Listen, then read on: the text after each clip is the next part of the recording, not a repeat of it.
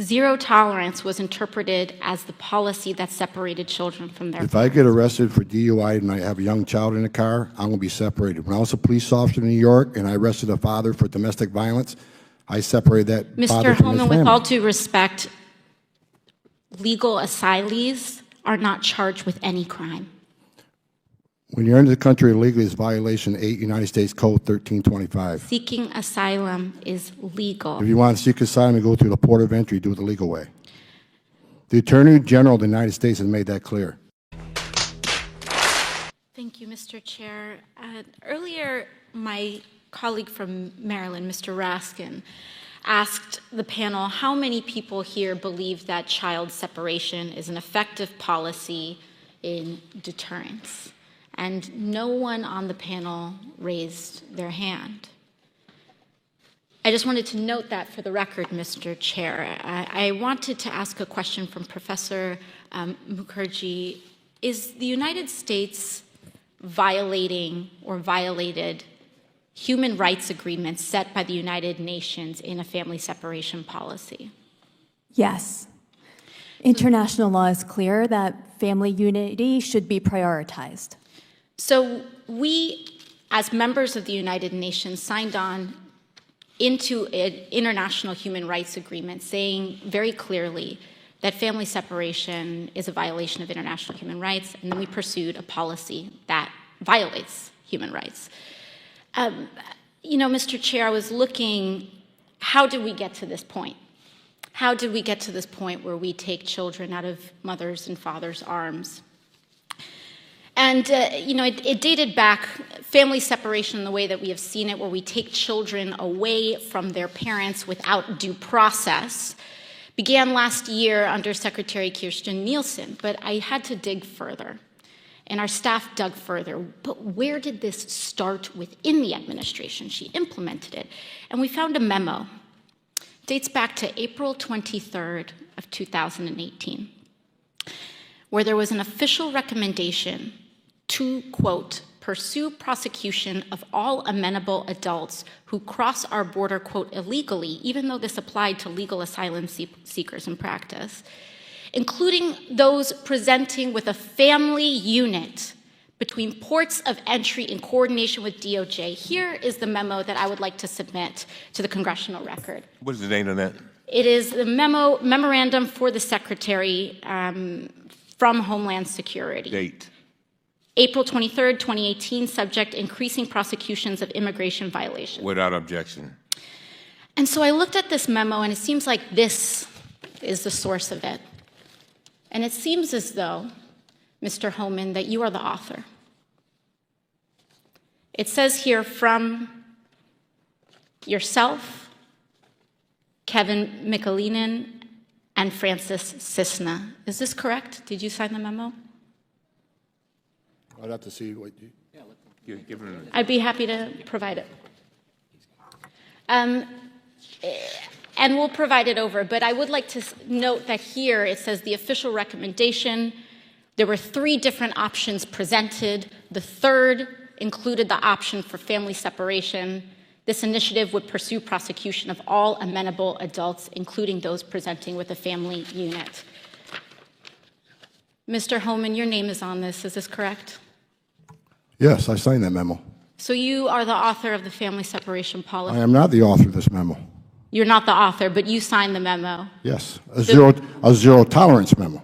So you provided the official recommendation to Secretary Nielsen on for the United States to pursue family separation.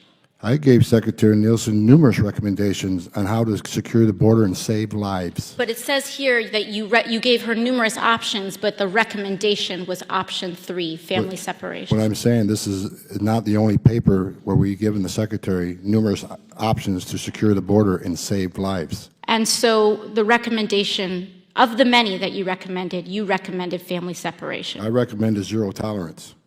Which includes family separation. The same as is with every U.S. citizen parent gets arrested when they're with a child.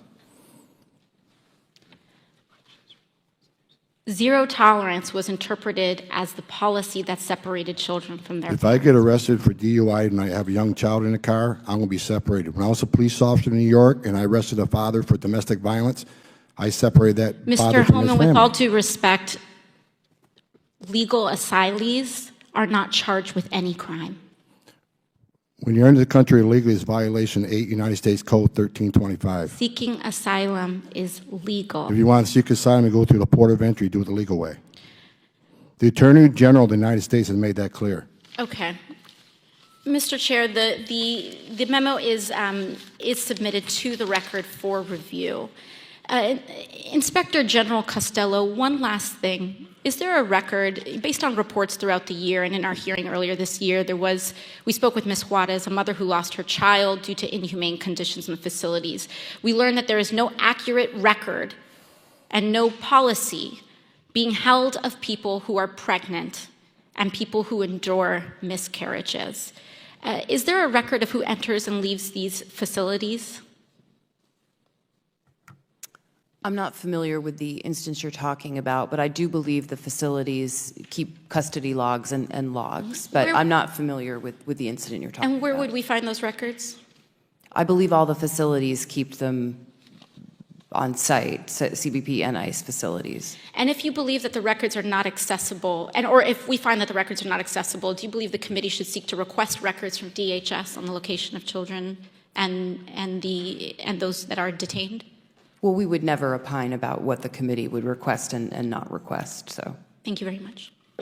Thank you very much. Mr. Jordan. Mr. Holman, the actions you took when you were director of ICE were entirely consistent with the law of the land, weren't they?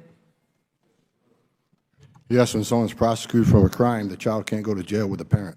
Yep. That happens to American families every day. Yeah, and if we, as you said, I think earlier, if we don't like the law, last time I checked, it's the folks sitting up here got to change it. Yeah. And you've offered, I think, no more than 4 times, 3 changes to the law that would help the situation. Is that right? Yes, sir. Maybe make it a 5th time. Can you say it a 5th time for this group? Just, because, again, we're the ones that have to change the law. So give us that recommendation a 5th time, the 3 things that we got to do. If we would close the loopholes in the TVPRA, where children in Central America are treated the same as children in Mexico, if we would change the Florida settlement agreement so we can actually detain families in family setting long enough to see a judge and plead their case, if we can change the rules of asylum so it makes more sense so 90% of the people don't pass the first interview and a lot fewer pass in front of a judge, those 3 things would make a big difference on the border and decrease the illegal entry. Because those 3 things go to the heart of the matter. They go to the incentive. Is that right? They go to incentive along with the other things, such as talking about abolishing ICE, having no detention, free education, Yeah. free medical care, citizenship for those who are here illegally. When you keep offering incentives for people to come, sanctuary cities, come to this country, you'll be protected from ICE.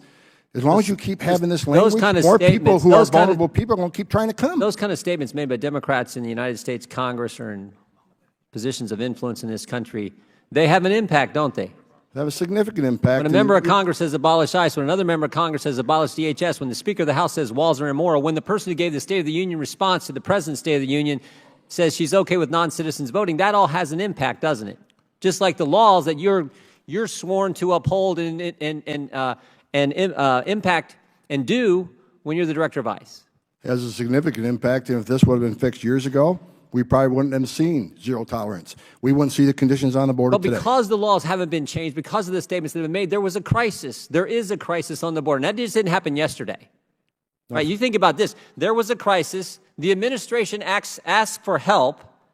Democrats say it's contrived, it's manufactured, it's fake, it's not real. Then when the real crisis gets actually worse, the Democrats blame the administration for the very crisis they helped create by the things they said and the fact it won't change the law. But somehow it's your problem. Somehow it's the president's problem. And we have Ms. Costello, who went down there, her team went down there and looked this all over as the inspector general, said there's some concerns that she has, and the cause of the concerns they're trying to ascertain. Now, she also said agents are doing, I think your statement was, agents are doing their level best. Is that right, Ms. Costello? That's the experience of our inspectors. So the inspector general goes down there with your team, and you conclude the agents, the people that Mr. Holman used to represent, are doing their darn best they can do, but they're overwhelmed. And then you also said in your statement, in your answers a few minutes ago, you're trying to ascertain the cause. Well, that's pretty simple to figure out the cause. It's the numbers. In October, 60,000 apprehensions and inadmissibles on the border, October of last year. You know what it was in May of this year? 144,000. We know the cause. They're all coming. And they're coming because things the other side's saying, and the fact we won't change three fundamental things in the law. And it also might help, Mr. Holman, it also might help, because these are the ones these are apprehensions, these people presenting themselves at ports of entry. It also might help if we build a border security wall, right? Instead of having the Speaker of the House say they're immoral, even though there's one in her state, it might actually help if we built the border security wall that the American people voted this president in office to do. It might actually help if we did that. Would you agree, Mr. Holman? Absolutely. Every place they build a border barrier, every single place they build a border barrier, illegal immigration decreased. Yeah, it would help with some of the tragic things that we have heard about, tragic situation that we've heard about the last couple of days, this entire week in this committee, that no one wants to see happen. The young mother who lost her daughter, it's tragic. No one wants those, but if we did the things you're talking about, we could help avoid some of those kind of incidents from happening in the future. Is that right, Mr. Holman? Yeah, if I can respond and to you're that. you're the guy who has lived it, breathed it, felt it, managed it. You know more than, you have more expertise in this area than anyone in this room. Is that right? I believe so, but let me respond. so. Let me respond to the one child that died. It's tragic. Tragic. Sure is. But you know, as long as we're showing a lot of pictures, if I can have just 30 seconds. Here's a picture. Her name is Serenity. She was 9 months old, 9 months. Raped and murdered by an illegal alien because of open borders policy.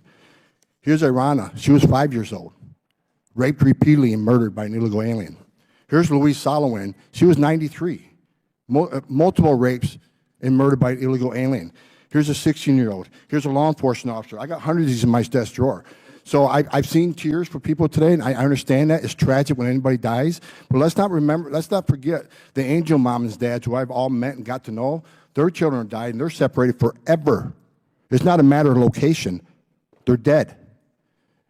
And a secure border would help prevent some of this. Sanctuary cities does not help this. Sanctuary cities this will increase because of the push of sanctuary cities. Come to our country, we'll protect you. You can even commit a crime, be in our county jail. We're not going to ice into the jail. So he'll go out. Recidivism rates, anybody can look them up. 50% reoffend the first year, up to 75 recidivate within 5 years. They're in the country illegally in violation of federal law. They're locked up in a county jail. Let us have access to them and do our job.